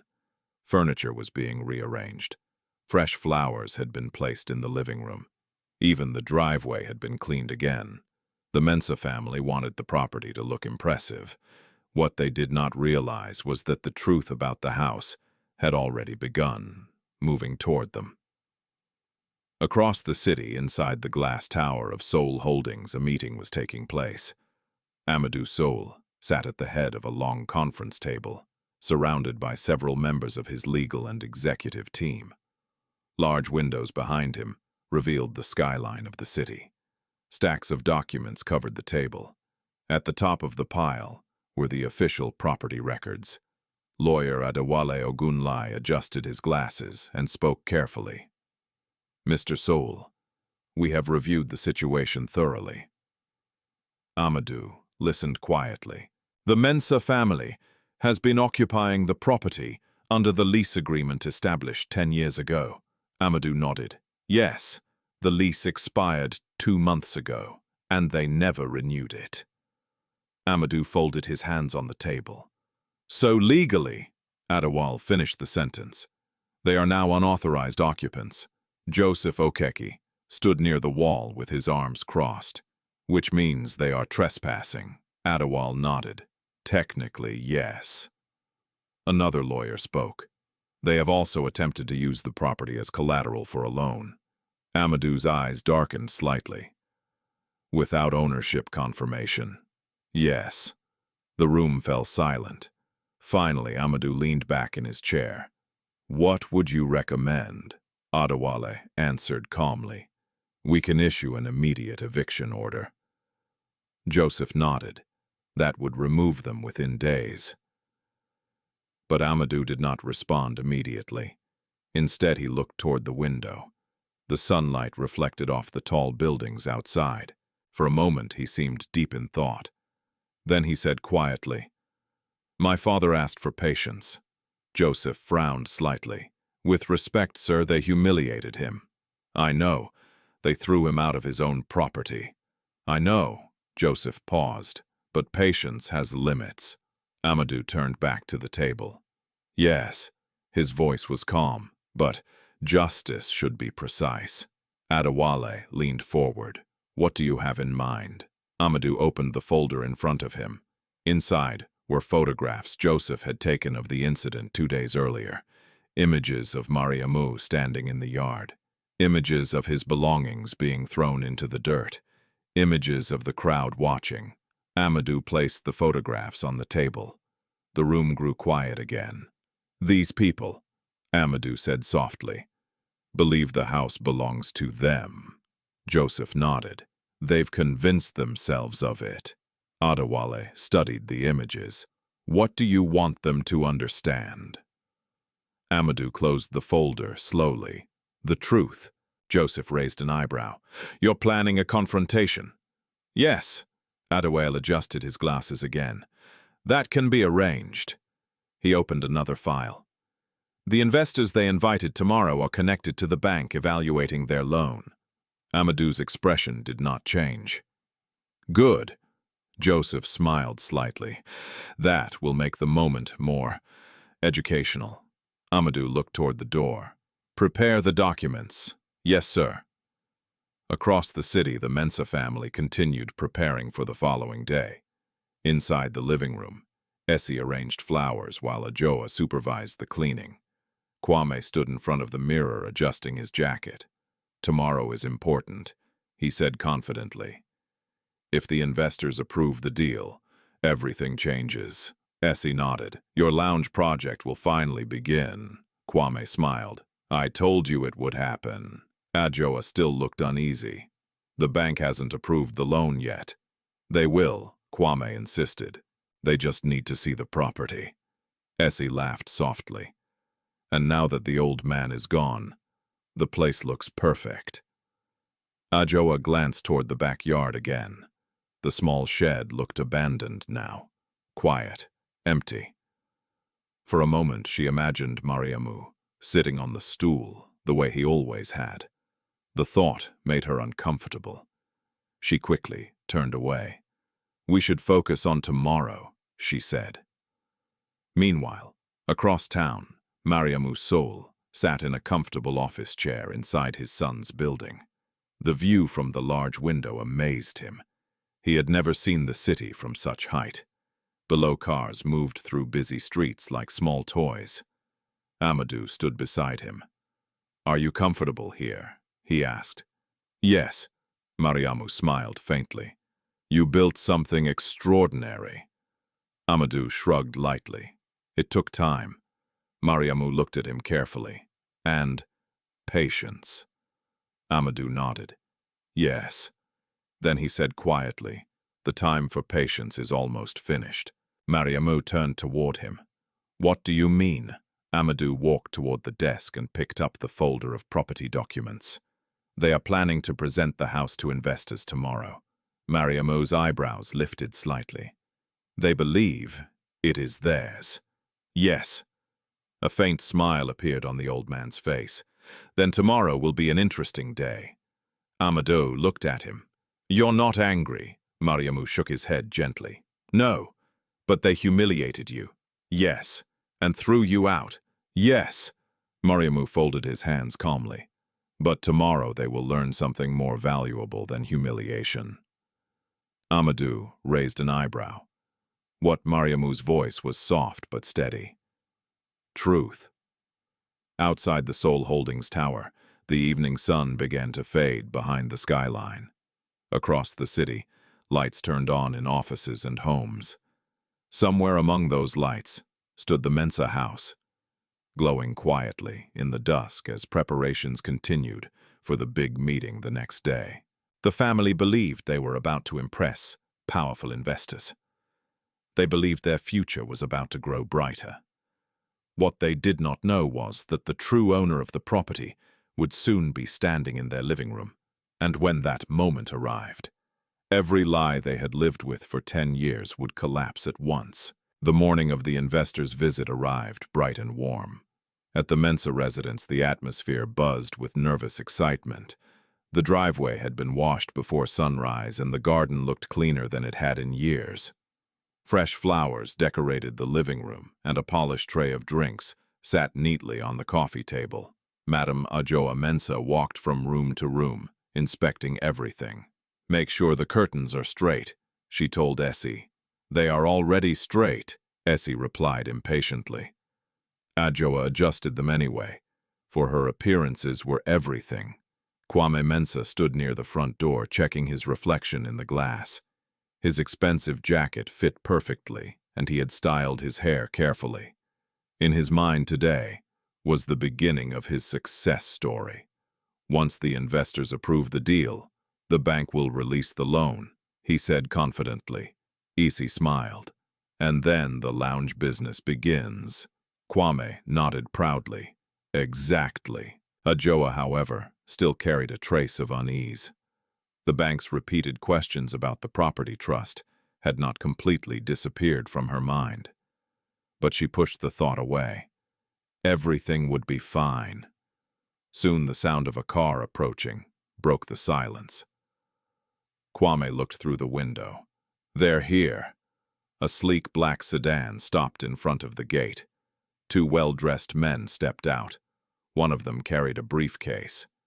Kwame hurried outside to greet them. "Welcome," he said with a broad smile. The men introduced themselves politely. "Mr. Kofi Asare," one of them said, "representative of Asare Investment Group." Kwame shook his hand enthusiastically. "Please come in." Inside the house, Ajoa and Essie greeted the visitors with warm smiles. Drinks were served, compliments were exchanged. The atmosphere quickly filled with polite conversation. Kofi Asare looked around the living room. "You have a beautiful property," he said. Ajoa beamed. "Thank you." Kwame leaned forward. "This house is one of the reasons our investment plan is so strong." Kofi nodded thoughtfully. "The location is excellent," Essie added proudly. "The property has great potential for expansion." Kofi glanced toward the large windows that overlooked the garden. "May we see the outside area?" "Of course," Kwame replied. He led the group toward the back of the house. They stepped onto the patio, overlooking the garden. The lawn looked freshly trimmed. The shed stood empty beneath the mango tree. Kofi observed the space carefully. "This could easily be converted into a guest house or additional lounge area," he said. Kwame smiled. "That's exactly our plan." From the street beyond the gate, another vehicle approached quietly. This time it was a large black SUV. It stopped outside the property but did not enter immediately. Inside the vehicle sat Mariamou Soule. Beside him were Joseph Okeke and lawyer Adewale Ogunle. Joseph glanced toward the house. "They're showing the investors the garden," Amadu nodded slowly. "And the shed. It's empty." Adewale adjusted his tie. "Are you ready?" Amadu looked at the folder resting on his lap. Inside were the original property documents. 10 years of legal ownership. 10 years of silence. "Yes," he said. Back in the garden, Kofi continued examining the property. He pointed toward the shed. Was someone living there? Kwame hesitated briefly. "Just an old caretaker," he said casually. "He left recently." "I see," Kofi replied. Ajoa quickly added, "He was only staying temporarily." Kofi nodded politely. Before anyone could continue the conversation, the sound of a car door closing came from the front gate. Kwame turned. 3 men were entering the property. One of them wore an elegant dark suit. The other 2 followed slightly behind him. Kwame frowned. "Do you know them?" Essie whispered. Ajoa shook her head. "No." The man in the dark suit walked calmly toward the patio. His presence carried a quiet authority that immediately changed the atmosphere. Kwame stepped forward. "Excuse me," he said. "This is a private meeting." The man stopped a few steps away. His expression was calm. "I'm aware." Kwame crossed his arms. "Then why are you here?" The man looked around the garden slowly. Then he spoke. "I came to discuss the ownership of this property." The words made the entire group fall silent. Ajoa frowned. "What do you mean?" The man gestured slightly toward the house. "This property."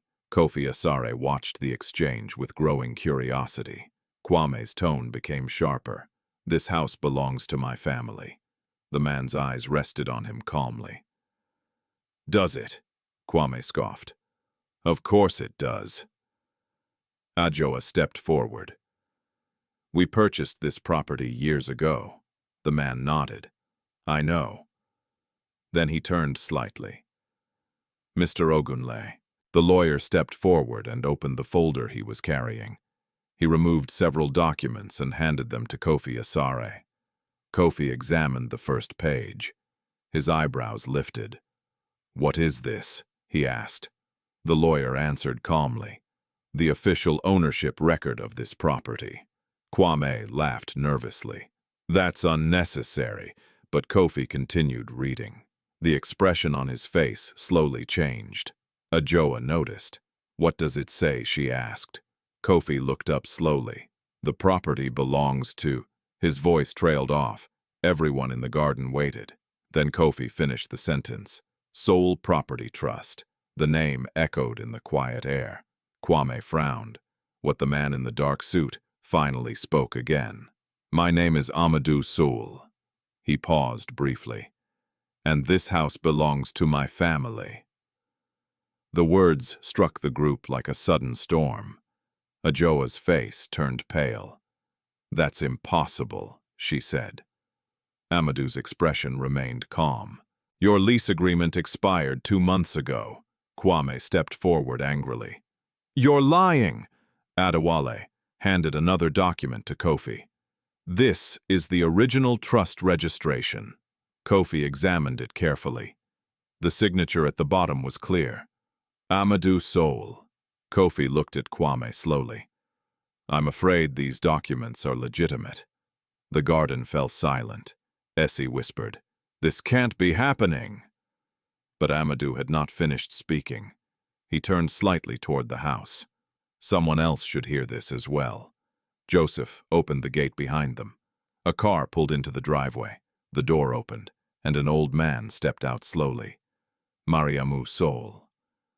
Kwame stared at him in disbelief. You! Ajoa's voice trembled. The old man. Mariamu walked calmly toward the group. His eyes were gentle but steady. Amadu spoke quietly. This is my father. The entire world seemed to stop in that moment, because the man they had humiliated, the man they had thrown out of the shed, was standing there beside the true owner of the house, and the truth they had ignored for years had finally arrived. The garden fell into complete silence. For several seconds, no one moved. The warm afternoon breeze rustled the leaves of the mango tree above the empty shed, but otherwise the entire property seemed frozen in place. Kwame Mensah stared at the old man as if seeing him for the first time. You, he whispered. The word barely escaped his lips. Mariamou Soule stood calmly beside his son. The same thin blanket was folded neatly over his arm, and the old Bible rested gently in his hand. He looked exactly the same as he had every day while living in the shed. But now the meaning of his presence had completely changed. Madame Ajoa Mensah felt her knees weaken slightly. Her eyes moved from Mariamu to Amadu, and then to the documents in Kofi Asare's hands. This is some kind of misunderstanding, she said nervously. Lawyer Adewale Ogunle stepped forward calmly. I'm afraid there is no misunderstanding, madam. He opened the folder again and removed several official pages. These documents confirm that the property is legally registered under the Soule Property Trust. Kwame shook his head violently. That's impossible. Adewale handed one of the documents to him. Kwame grabbed the page with trembling hands. His eyes scanned the text quickly. Property registration number, trust agreement, legal signatures, and at the bottom of the page, owner Mariamou Soule. Kwame's face turned pale. Ajoa reached for another document. Her hands trembled as she read the same name again. Soule, Soule, Soule. The name repeated across every page. Essie stepped backward slowly. But we bought this house, she said. Adewale nodded politely. Yes. Ajoa looked up sharply. You see. But Adewale continued calmly. You purchased a temporary occupancy lease. The words landed heavily. Kwame looked confused. What does that mean? It means the lawyer explained that your family has been renting the property under a long-term lease agreement. Ajoa's voice shook. For 10 years, yes. Kwame laughed nervously. That doesn't make sense. Adewale pointed toward another document. The lease agreement expired 2 months ago. The silence that followed felt suffocating. Essie whispered, Expired, yes. Kwame's voice rose suddenly. Then why didn't anyone tell us? Amadu answered calmly. Because no one asked. Kwame looked at him with anger. You knew this whole time, yes.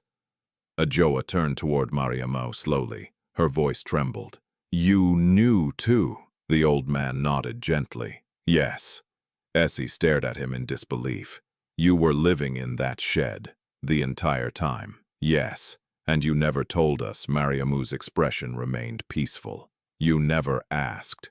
The words struck harder than any accusation. Kofi Asare, the investor, looked between the two families with growing discomfort. I believe we should pause this meeting, he said quietly. But Amadu raised a hand. Please stay. Kofi hesitated. This concerns the property you were planning to invest in. Kwame clenched his fists. You tricked us. Amadu's voice remained calm. No. Kwame stepped forward angrily. You let us believe the house was ours. You assumed it was yours. Essie pointed toward Mariamu, and he lived behind the house like a servant. Amadu looked at her steadily. That was his choice. Kwame laughed bitterly. So this was some kind of game. Amadu's expression hardened slightly. No. Then his voice became colder. But what happened here revealed something important. He gestured toward the shed. My father lived on this property for years. Ajoa looked ashamed. We didn't know, Amadu interrupted gently. You knew he was an old man with nowhere else to go. No one answered. The quiet accusation hung in the air. Joseph Okiki stepped forward slightly. For years, he said Mr. Soule continued paying the property maintenance and taxes personally. Kwame looked stunned. What? Joseph nodded. Every repair, every utility fee, every legal cost. Kwame's voice shook. And we didn't know, Joseph replied calmly. No. Ajoa turned slowly toward Mariamu. Why didn't you tell us? The old man looked at her kindly. Because dignity is not something that needs an announcement. Her eyes filled with confusion. But why stay there? Mariamu glanced toward the shed. A house can show you who people truly are. Kwame looked furious. So, this was a test, no, Mariamu replied gently. It was simply life. The words cut deeper than anger. Essie's voice rose sharply. What happens now? Adewale answered before anyone else could. Legally, the Soule Property Trust now has full authority over the property. Kwame swallowed. You mean? Yes, the lawyer said. Your family must vacate the premises. The words echoed across the garden. Ajoa covered her mouth. Essie shook her head. This can't be real. Kwame looked at Amadu. You're throwing us out. Amadu's voice remained steady. The lease ended. You can't do that to us. Joseph spoke calmly. The eviction notice will be delivered formally tomorrow morning. Kwame looked around the garden desperately. The empty shed, the documents, the investors watching silently. Everything he believed had collapsed in a single afternoon. Finally, he looked at Mariamu again. You planned this. The old man shook his head gently. No. You let us humiliate you. Yes. Why? Mariamu's voice was quiet. Because how people treat the powerless tells you who they truly are. No one had an answer for that. The wind moved softly through the garden again. The same garden Mariamu had cared for every day. The same garden where his belongings had been thrown into the dirt. Ajoa's voice broke slightly. I didn't know. Mariamu looked at her kindly.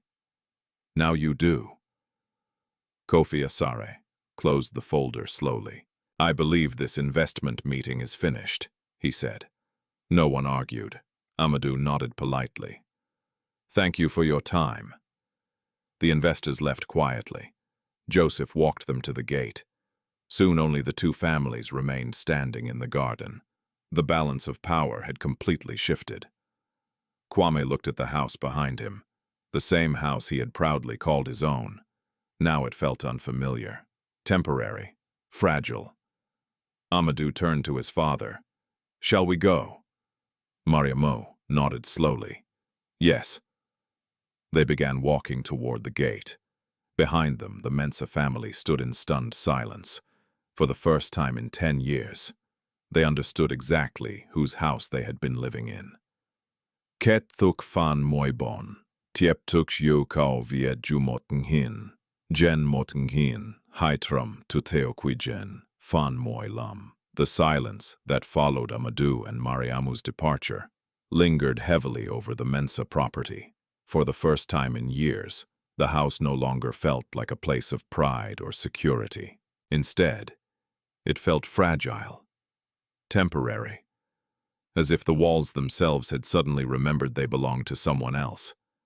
Kwame Mensah stood in the middle of the garden, long after the black SUV had disappeared down the road. His hands trembled slightly. "This can't be real," he muttered. Beside him, Ezzy paced nervously. "They're bluffing," she said quickly. "They must be." But even as she spoke, the words her voice carried little confidence. Madame Adjoa Mensah remained near the patio steps. Her eyes were fixed on the empty shed beneath the mango tree. The small structure looked exactly the same as it always had, but now every memory inside it felt different. For years, Mariamou Soule had lived there quietly, sweeping the garden, repairing the fence, watering the plants, never complaining, never revealing the truth. Adjoa pressed a hand to her forehead. "How could we not know?" she whispered. Kwame turned sharply. "Because no one told us," Essie nodded.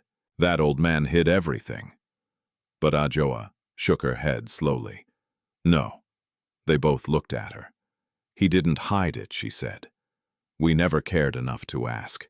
The words hung uncomfortably in the air. That evening, the house felt unusually quiet. No music, no celebrations, no talk of investments or business plans. The documents delivered by the lawyer arrived just before sunset. Joseph Okiki himself handed the envelope to the gate guard. Inside were the official eviction papers. The sole property trust had exercised its legal rights. The Mensah family had 14 days to vacate the property. Kwame read the notice twice. His face grew darker with each line. "This ruins everything," he said. Essie slammed her hand on the table. "This is humiliation." Adjoa remained silent, because deep inside she knew something far more painful than humiliation had happened. They had revealed themselves, not to the world, but to themselves. Across the city, inside the Soule Holdings Tower, Mariamou Soule sat comfortably in a quiet lounge area, overlooking the skyline. The city lights glittered beneath the evening sky. Amadu stood beside him near the large window. "Are you comfortable here?" Amadu asked. Mariamou nodded. "Yes." He looked out at the lights thoughtfully. "So many people, so many stories," Amadu replied. Mariamou smiled faintly. "And every story teaches something." Amadu turned toward him. "Are you angry with them?" The old man thought for a moment. "No." Amadu frowned slightly. "They treated you badly." "Yes." "They humiliated you." "Yes, and threw you out." "Yes." Amadu's voice softened. "I wanted to confront them the moment I learned what happened." Mariamu chuckled quietly. "I know. Then why stop me?" The old man turned his head toward his son. "Because anger does not build wisdom." Amadu remained silent. Mariamu continued. "The way people treat the weak tells you the truth about their character." Amadu nodded slowly. "Yes, and now they know the truth as well," Mariamu said. Amadu looked back at the city skyline. "I could take the house back tomorrow." "Yes." "But I am still thinking about something." Mariamu studied him, what Amadu leaned against the window. For 10 years they believed they owned something that was never theirs. Mariamu nodded. "That happens often in life. Power can make people forget humility," Amadu said. "Yes." Mariamu smiled softly. "But sometimes the greatest lesson is simply realizing the truth." Amadu exhaled slowly. "I will follow the legal process. That is wise." 14 days, Amadu said. "Then the property returns fully to the trust." Mariamu nodded. "Good." Amadu looked at him again. "Where would you like to live?" The old man laughed gently. "I have never needed much space." Amadu gestured toward the city. "You have many options now." Mariamu looked thoughtful. "Perhaps somewhere quiet." Amadu smiled. "That can be arranged." Meanwhile, in the Mensah house, the atmosphere had grown heavy. Boxes had begun appearing in the living room. Kwame sat on the couch staring at the eviction notice. His grand investment dream had collapsed overnight. Ezzy paced back and forth. "This is unfair," she repeated. But Adjoa said nothing. She stood near the window, looking toward the empty shed again. For years she had believed she was the owner of the house. The thought had shaped her pride, her authority, her sense of superiority. Now that belief was gone, and in its place remained only a painful realization. She whispered, quietly, to herself. He was never the poor one. Outside, the neighborhood slowly returned to its normal rhythm. Children played in the street. Neighbors chatted on the sidewalks, but many of them had already heard the story spreading quietly through the community. The old man in the shed, the billionaire son, the house that never truly belonged to the people living inside it. And the lesson hidden inside that story traveled even faster than the truth about the property. 2 weeks later, the Soule Property Trust officially reclaimed the house. The transition happened peacefully. No shouting, no revenge, just quiet legal authority.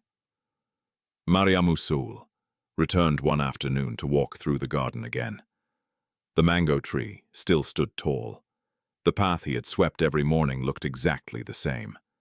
But the shed had been renovated into a small guest house. Amadu joined him beside the garden fence. "You cared for this place well," Amadu said. Mariamu smiled. "A house reflects the heart of the people who live in it." Amadu looked around thoughtfully. What kind of people should live here now? Mariamu considered the question carefully. Then he answered softly. People who understand that dignity is not measured by wealth. Amadu nodded slowly. The evening sun dipped behind the trees, casting warm golden light across the garden. For the first time in many years, the house truly felt like home again. Sometimes the world judges people too quickly. We see worn clothes and assume poverty. We see quiet behavior and assume weakness. But the truth about a person often lies far deeper than what appears on the surface. Mariamou Soule never needed wealth to prove his dignity. Even while living in a small shed behind a house that legally belonged to him, he carried himself with patience, humility, and quiet strength. And that dignity revealed something powerful. Because the way people treat someone they believe to be powerless often reveals their true character. Madame Ajoa Kwame and Essie believed they owned the house. That belief shaped their pride and their arrogance. But the moment the truth appeared, their illusion collapsed. Not because someone sought revenge, but because truth has a way of arriving at the exact moment it is needed. This story reminds us of something very important. The person you ignore today may be the person whose kindness once protected you. The person you mock today may carry a story you cannot imagine, and the person who appears poor may possess something far greater than wealth, wisdom, patience, and dignity. So the next time you meet someone who seems powerless, remember Mariamou Soule. Respect costs nothing, but disrespect can cost everything. If this story touched your heart, we would love to hear from you. Tell us in the comments, what country are you watching from, and what time is it there right now? And if you enjoy emotional African life stories like this one, please like the video, share it with friends, and subscribe to the channel so you never miss the next powerful story. Your support helps these stories travel across the world. And sometimes, a single story can change the way we see people forever.